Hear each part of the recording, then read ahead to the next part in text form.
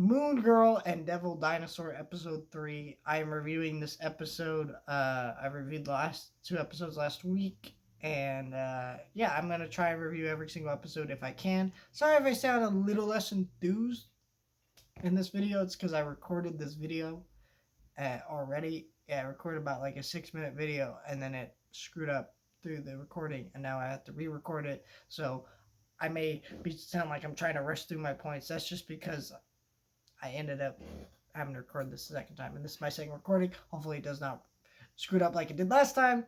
I really enjoyed this episode though.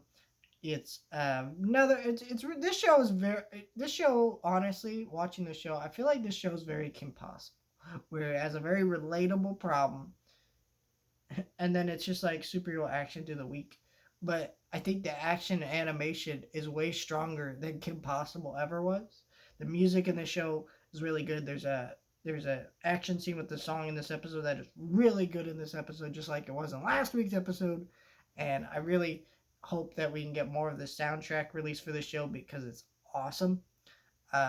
The So basically the plot of this one, let's just get in the episode. The episode starts with Moon Girl bathing Devil, and that's really cool. I really like that because it's just cute to see these characters' relationships. It's weird that this girl's running around with the dinosaur so casually, but it's also kind of funny and kind of cute. So I like that. He's basically like a big puppy dog, kind of like in How to Train Your Dragon, like Hiccup and Toothless. I really like that a lot in this episode. Then you see the family, who are very upset that they're gonna miss this event. I forgot what they said the event was, but basically, Moon Girl petitions to take over the skating rink for a day, which I find really funny that they said that because like she's 13, and there's even a joke about how she's ridiculously smart. But yeah, it's not a big deal. But it's just they mentioned it in the episode, so. But I thought that was funny, the joke about her being really smart, because if you know the comics, she's like one of the smartest characters in the Marvel universe, like out of all of them. It's insane. But yeah, it's really funny that they bring that up. There's a lot of great bits in this episode that I had a good laughs with. And then seeing throughout this episode, her kind of screw up this skating rink and then having to call Casey. There's a lot of great gags with Casey. And then, because they need to raise money. They mention that Moon Girl's at the skating rink to raise money. And it's really funny because, yeah, we get a lot of these weird or wacky villains. You get, like, this big baby. That was funny. And then seeing the gags about, like,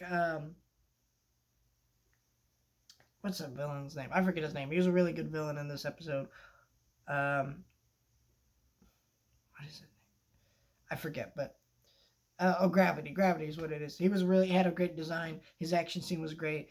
I just didn't like that they do like a very comic booky flashback, which was fun. I liked that, but it also felt very strange because I felt like, well, I don't really know this character. I mean, I want to know this character, but I don't. And it feels very weird that you're kind of just throwing me into this character being here now. And I would have liked to kind of have him have his own episode set up. There's even a joke Casey makes about how, like, she has a rogues gallery showing up. That's year 2 superhero stuff, which is true, it is. And we're only in episode 3 of the show, so it feels a little bit awkward to be making jokes like that. But it was also kind of funny, and I enjoyed it. So, not too much to complain about here. I really enjoyed this episode. I cannot wait for more of the show.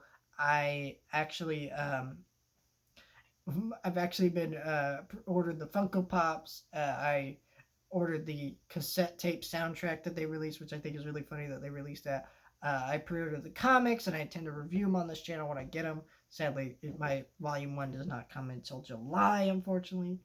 That's what the pre-order date on Amazon said, but, I'm excited. I'm all in on Moon Girl and Devil Dinosaur, basically. I'm super excited for this show, and I was excited when I was just seeing promo art and things like that of the show, but the more and more I've watched of the show, the more I'm like, yes, please, give me more of this show. It is fantastic.